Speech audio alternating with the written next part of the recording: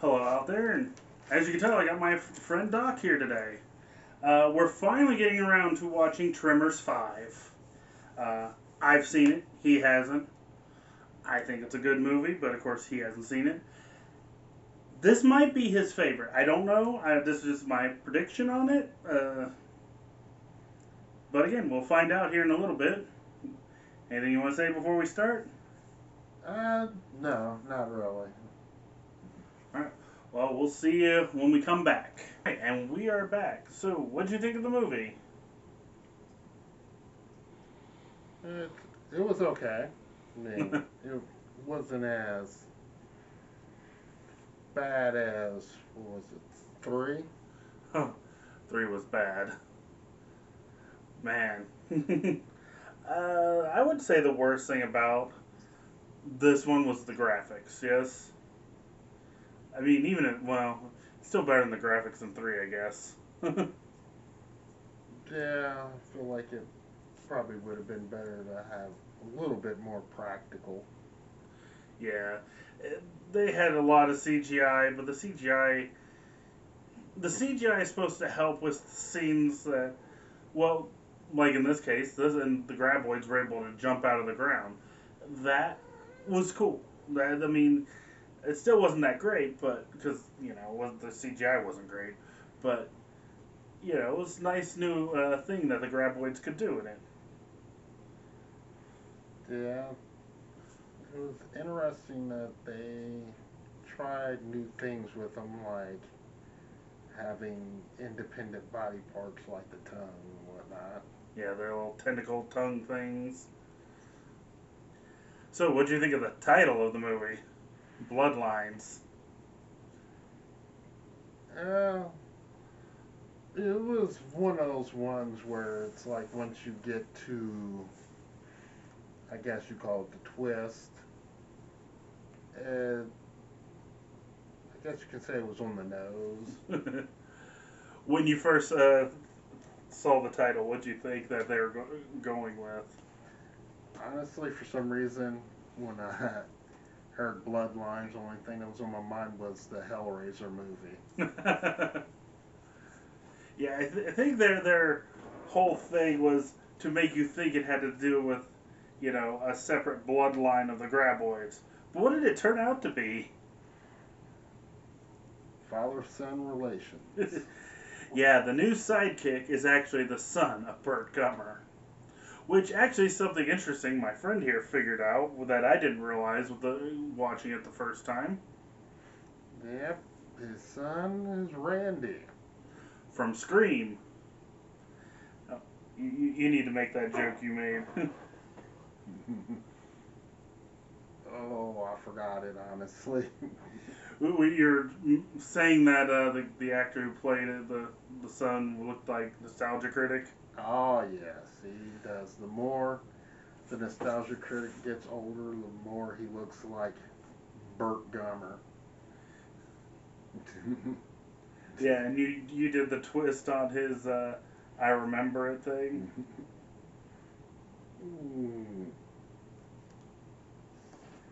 It was, man, that's one of those one things that's like in the moment.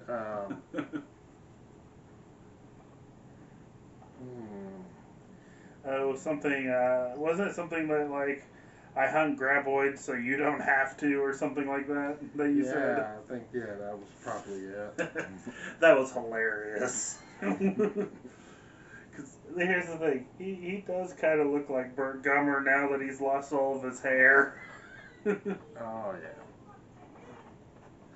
yeah. And both of them are still really entertaining. Burt Gummer and Nostalgia Critic, or. Yeah. But yeah, as far as the sidekick, oh, crap, what was his name again? We just watched it. I forgot his name already. That's the problem. I think he's in this one and maybe the next one, but he's not. I'm for sure not in the final one.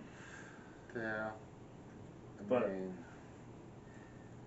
but yeah, he at certain points you could tell it was the actor who played Randy, but he looks totally different. Oh yeah, from Scream Are to you talking about this to the son's Son of name? Mask. The son's name is Travis. Travis. Wife's off in the behind the camera, reminding us. But yeah, I mean, it was a pretty good sequel. I mean, it was way better than three, obviously. Yeah. And we were looking at the case, which it's over here. Let me grab that real quick. Gotta love the props. On the back, it, all the movies except for three are PG-13.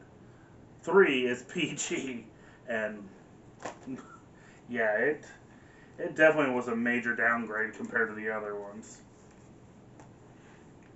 Yeah. It's a lot of franchises have that issue, especially nowadays. When it gets to the third movie, they just stumble. Like each one of the X-Men, the third movie. Well, something I don't know if it's true, so we keep that take this with a grain of salt. I saw it on a YouTube video, so it may not be true, but it sounds like Universal has actually been trying to kill the franchise. Because actually, recently, the creators of Tremors got the licensing back.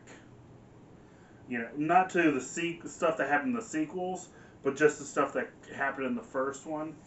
And like I said, it seems like from what this video said that Universal's have been trying to destroy the franchise, which makes sense why mine in my reviews, which that I had clips in, got copyrighted for whatever reason. Don't know why. Because they're just clips, not the whole movie. Yeah.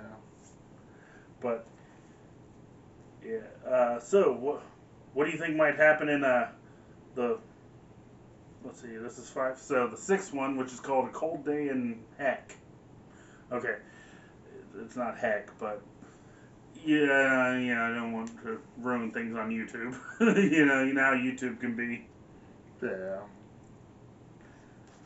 Honestly, that's probably one of those movies where they throw everything at you. Yeah, obviously I've watched it and I know what's going to happen, but I actually was real good at not spoiling things in this one for him. I did not tell him about Bert's son. You know, he figured it out at the right moment because Bert's son, made a comment about Bert doing something in Florida at this specific time of year, and that's when it clicked for him, which is supposed to be where you're starting to piece together the clues that have been strung out through the whole movie. The whole movie, he's calling him Pops. And, Bert's getting annoyed by it. Yeah, it felt like that's what his intention was at first. And then when they start saying other things, really passive aggressive things that they trying to lead the main character with breadcrumbs to this conclusion. It's like, okay, yeah, that's where they're going with that. Yeah, because Bert needed a new cameraman, and he just happened to show up right at the right moment for him to need it. Which, I mean, I guess he was already losing his cameraman, but yeah, that part didn't really make sense. It seems like they just threw that in there, like, that he was losing his cameraman that same day that his son showed up. That part felt a little forced, in my opinion. Yeah, that or it could have been something that his son actually set up, like he made it so that he could replace the cameraman. True, but they never go back to that. No. If that is the case, that's the only thing with that. I mean, it would have made sense that he had set it up so he can spend time with his dad, which in the beginning of the movie, Bert is making a survival video, And at the end of the movie, it's now a father-son survival series that they're doing. And, his son flat out saying, I'm an adrenaline junkie. Yeah. Which, if you're Burt Gummer's son, you better be adrenaline junkie, especially fighting all them graboids. And a gun nut. Yeah, which that was funny at the beginning when he like, hey, let me be your, make all your deals for you. And you can have this gun that I happen to have that I know you want. Yeah. I feel like he was actually stalking Burt before this, honestly. Oh yeah, he's definitely doing his due diligence. But it kind of makes sense because he never wasn't raised by his father, and he just he was trying to get all the information he could before he kind of like, hey, how's it going, Dad? Yeah. Which, for the record, it's not this. The mother is not the character who was played by Reba. It was somebody before that. Yeah. Which, I don't know why they did that. They could have just made it, like after they got divorced from the second movie, she happened to have him, and then they could have just, written it in like that. I don't know why they didn't. It was probably an age thing. Because he'd Maybe. probably be younger than what they wanted him to be. I think he was old. The actor might have been older. Yeah, that's what I'm saying. Like if they went with the wife, then the character would have had to been younger. But yeah, okay, I get what you mean. Yeah, Jamie Kennedy's too old. They had to age up the character. I mean, I don't know. He was 20-something playing a 17-year-old. Though it's easier for a 20-something to play a teenager. It's been done. Everybody does that. Yeah, they did that in, I think it was 90210. They had a 30-year-old playing a 17-year-old. But so far out of the ones you've seen, which has been your favorite? It would always be the first one, but the fifth one is really good. Probably a close second to your favorite then? Yeah. I can understand the first being the favorite. I really like the fourth one, but that's because maybe I'm being a little biased because I've always been, kind of a nut on westerns. So, but yeah, I would definitely say the first one's definitely one of the better ones also. And fifth is where they start to really get good anyways. Even though I personally, like I said, still would say the fourth is my favorite. But they like don't do the same trope. I mean, they do similar tropes, obviously, but they're obviously trying to change it up starting with this one. Yeah. I mean, they have the new graboids because they're more like cousins to the graboids we're used to. Yeah. You could tell that they have a similar ancestry, but they're definitely a different evolutionary line. I mean, yeah, the originals that we're used to are an American breed, where this one is an African breed. And there's still 2 more movies, and I think they have different. I know they have different locations. Obviously, A Cold Day in Hell is probably dead giveaway that it's going to be in a colder climate. Yeah. I forget exactly the location, so even if I wanted to spoil that, I couldn't. I just know it's a colder, climate area. I feel like they would probably use someplace like Alaska. It feels like that. It might be. I'm thinking it's Alaska, but I'm not 100% sure. Yeah, it feels like that's the popular location for most sci-fi horror movies. Or Antarctica.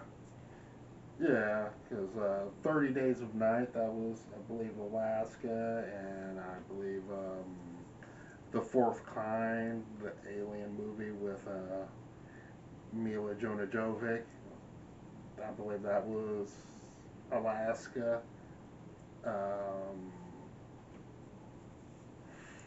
Only one I can think of that might have been the Antarctic would have been John Thing. Carpenter's The Thing.